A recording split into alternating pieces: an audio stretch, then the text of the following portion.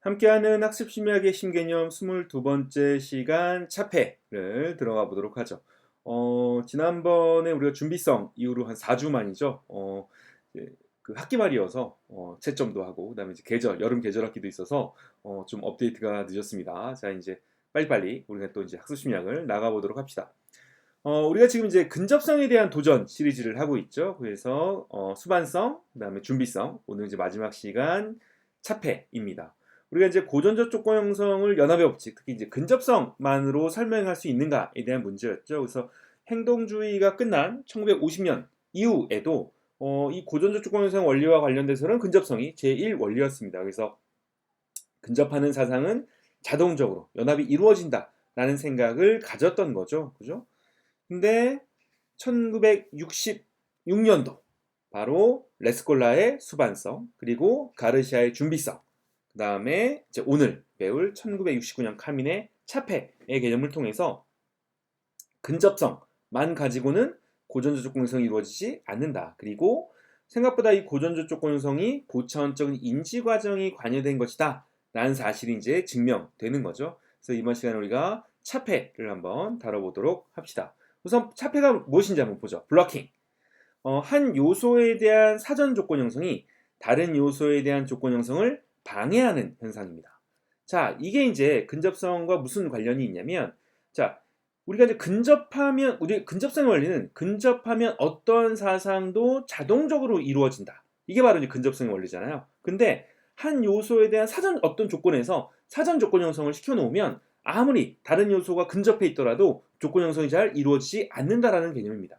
그래서 보면 여기서 우리가 좀 보면 이미 US를 예언하는 다른 자극이 있다면 조건 형성은 일어나지 않을 수 있다라는 사실을 증명한 거예요. 그래서 카민 역시 근접한다고 무조건 연합될 것이라는 가정에 도전을 한 거죠. 자, 그럼 이제 우리가 이 카민의 차폐에 대한 개념을 이 카민의 실험을 통해서 우리가 좀 더 알아보도록 합시다. 차폐의 증명입니다. 우선 통제 집단과 차폐 집단이 있어요. 자, 우선은 통제 집단부터 봅시다. 소리와 빛 그리고 쇼크를 짝짓습니다. 소리, 빛, 쇼크. 그러니까 소리와 빛이 동시에 제시가 되는 거죠. 그러니까 삐비비비 번쩍번쩍 하면서 쇼크가 나오는 거예요. 쥐를 대상으로. 소리, 빛, 쇼크, 소리, 빛, 쇼크, 소리, 빛, 쇼크. 이렇게 짝짓습니다. 그러면 이 쥐한테 소리를 제시하면 공포를 느끼겠죠. 그리고 빛을 제시해도 공포를 느낍니다. 어쨌든 소리와 빛이 쇼크와 근접해 있었기 때문에 소리에 대해서도 공포를 느끼고 빛에 대해서도 공포를 느끼는 거죠. 뭐 이거는 뭐 우리가 충분히 이해할 수 있습니다. 자, 근데 이 차폐 집단을 한번 봅시다. 소리 쇼크를 짝짓기 이전에 먼저 소리와 쇼크를 짝짓습니다. 소리 쇼크 공포, 소리 쇼크 공포, 소리 쇼크 공포 이렇게 소리와 쇼크를 짝지은 다음에 그 다음에 이제 아까 있던 소리빛 쇼크, 소리와 빛을 동시에 제시하면서 쇼크를 짝짓습니다. 소리빛 쇼크, 소리빛 쇼크, 소리빛 쇼크. 자, 그 다음에 이 쥐한테 소리를 제시하면 공포를 느끼겠죠. 뭐 여기까지는 오케이, 그렇죠? 근데 이 쥐에게 빛을 제시하면 공포를 느끼지 않습니다. 자, 이거는 근접성의 원리로는 설명이 안 되는 거죠. 왜냐하면 분명히 이 조건 형성에서 소리와 쇼크가 짝지어졌고 빛과 쇼크가 짝지어졌잖아요. 그렇죠? 근접해 있었죠. 그렇기 때문에 소리에 대해서도 공포를 느끼고 빛에 대해서 공포를 느껴야 된다는 거죠. 근데 사전에 소리와 쇼크를 짝지으면 빛과 쇼크가 근접해 있음에도 불구하고 소리빛 쇼크에서 빛과 쇼크가 근접해 있음에도 불구하고 빛에 대해서 공포를 느끼지 않더라는 거죠. 자, 이게 바로 차폐입니다. 그래서 우리가 아까 이 차폐에 대한 정의를 보면 한 요소에 대한 사전 조건 형성이, 즉 소리와 쇼크에 대한 사전 조건 형성이 다른 요소, 소리, 빛, 쇼크 할 때 이 빛과 쇼크에 대한 조건 형성을 방해하는 현상이 바로 블락킹, 차폐라는 거죠. 자, 그러면 왜 이런 차폐 현상이 일어날까? 자, 쥐는 여기서 생각을 한다는 거예요. 자, 봅시다.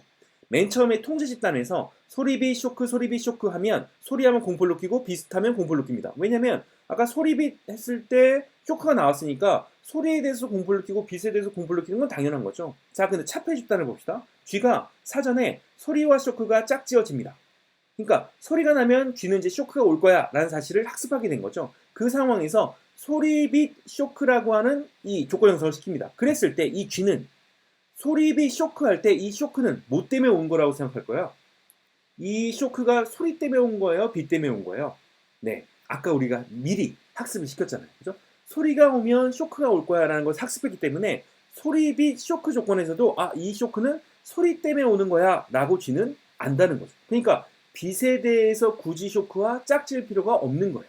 그러니까 소리에 대해서는 공포를 느끼고 빛에 대해서는 공포를 느끼지 않는 거죠. 그러니까 사전에 소리비 쇼크를 시키면 빛에 대해서는 조건 형성이 이루어지지 않더라는 거죠. 자, 실험 2를 봅시다. 이것도 재밌는 실험인데. 저만 재밌는 거 아니죠? 자, 봅시다. 사전에 소리와 쇼크를 짝짓습니다. 그죠? 소리 쇼크 공포, 소리 쇼크 공포 이렇게 짝져요. 아까 기본적인 차폐 집단이죠. 근데 조건 형성에서 어떻게 시키냐면 소리빛 쇼크 쇼크 쇼크 쇼크 쇼크를 줍니다. 이것도 되게 비주적인 실험이에요. 자, 어쨌든 아까는 소리비 쇼크 끝냈는데 이번에는 소리비 쇼크 쇼크 쇼크 쇼크 쇼크를 짝져요. 그러고 나서 이 쥐한테 소리를 제시하면 공포를 느낍니다. 근데 여기서는 빛을 제시해도 공포를 느낍니다. 왜 여기선 차폐가 안 됐을까요? 여기서 왜 차폐가 안 됐죠? 자, 봅시다. 쥐가 아까 뭐라고 한다고 했어요? 생각을 한다고 그랬잖아요. 그죠? 자, 소리 쇼크 공포예요. 소리가 나면 쇼크가 한 번 발생합니다. 자, 두 번째 조건 형성에서 소리빛 쇼크 쇼크 쇼크가 와요. 그러면 맨 처음에 소리빛 쇼크가 왔을 때는 쥐는 뭐야? 이 쇼크는 소리 때문에 오는 거야. 그러니까 빛을 쇼크와 짝짓일 필요가 없는 거죠. 근데 갑자기 뒤에서 또 쇼크 쇼크 쇼크 쇼크가 옵니다. 그러면 쥐가 생각을 한다는 거예요. 도대체 뒤에서 나온 쇼크는 뭐야? 아까랑 차이가 뭐지? 아까와는 달리 이번에는 빛이 있구나. 이 빛 때문에 뒤에 쇼크 쇼크 쇼크 쇼크가 오는 거구나 라고 생각하고 빛과 쇼크, 공포를 조건 형성되는 거죠. 그렇죠? 그래서 소리에 대해서도 공포를 느끼고 빛에 대해서도 공포를 느끼는 겁니다. 자, 쥐가 뭐예요? 당황한 거죠. 그렇죠? 당황해서 이거 뭐지? 라고 기억 탐색이 일어나는 겁니다. 자, 그래서 이 카미는 의외성이라는 개념을 이야기합니다. 의외성. 그래서 중요한 사상 발생 시 단서 확인을 위한 능동적인 기억 탐색이 이루어진다. 그래서 US가 예상되었다면, 쇼크가 예상되었다면 굳이 기억 탐색할 필요가 없는 거죠. 소리, 쇼크, 공포. 소리비, 쇼크, 공포했을 때 이거는 이 쇼크는 소리 때문에 오는 거야 라고 하면 굳이 빛에 대해서 우리가 기억 탐색할 필요가 없는 거예요. 근데 US가 예기치 않았거나 의외의 것일 경우에는 기억 탐색이 일어납니다. 소리비 쇼크 쇼크 쇼크 하면 뒤에 이 쇼크 쇼크 쇼크는 뭐지? 이건 아까랑 달리 빛이 있구나. 그래서 이 빛 때문에 쇼크 쇼크가 오는구나 라고 하고 기억 탐색이 일어난다는 거죠. 여기서 얘기하는 것은 능동적인 기억 탐색. 그죠? 그러니까 근접성의 원리에 의해서 자동적으로 조건 형성이 이루어지는 것이 아니라 바로 능동적인 기억 탐색에 의해서 고전적 조건 형성이 이루어진다라는 것을 주장하는 거죠. 그래서 미래의 그 사상을 예언하기 위해 도움이 되는 단서를 확인하려고 우리는 기억 탐색을 한다. 그래서 예기치 않거나 중요하지 않은 중요한 사상 발생 시에 단서를 확인을 위한 기억 탐색이 발생한다. 그러니까 근접성의 원리만 가지고는 안 된다라고 이야기를 하고 있는 거죠. 자, 그래서 우리가 이 파블로프의 근접성, 그죠?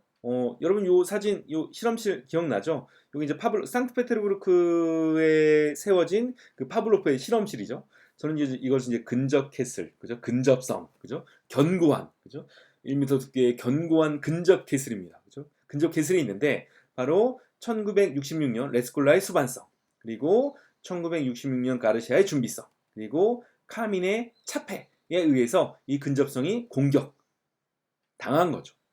그렇게 근접성이 흔들리게 된 겁니다. 그렇죠? 그러니까 자동적으로 고전적 조건 형성이 이루어지는 것이 아니라, 그죠? 뭔가 능동적인 기억 탐색, 그죠? 고차원적인 인지 과정이 바로 이 고전적 조건 형성에 관여한다라는 것을 증명했다라고 보면 됩니다. 자, 이렇게 해서 우리가 근접성에 대한 반박, 그래서 수반성, 준비성, 차폐 세 가지 시리즈에 대해서 한번 다뤄봤습니다. 네, 함께하는 학습 심리학 신개념 이번 시간 22번째 시간 차폐 여기서 마치도록 하겠습니다. 네, 수고 많았습니다.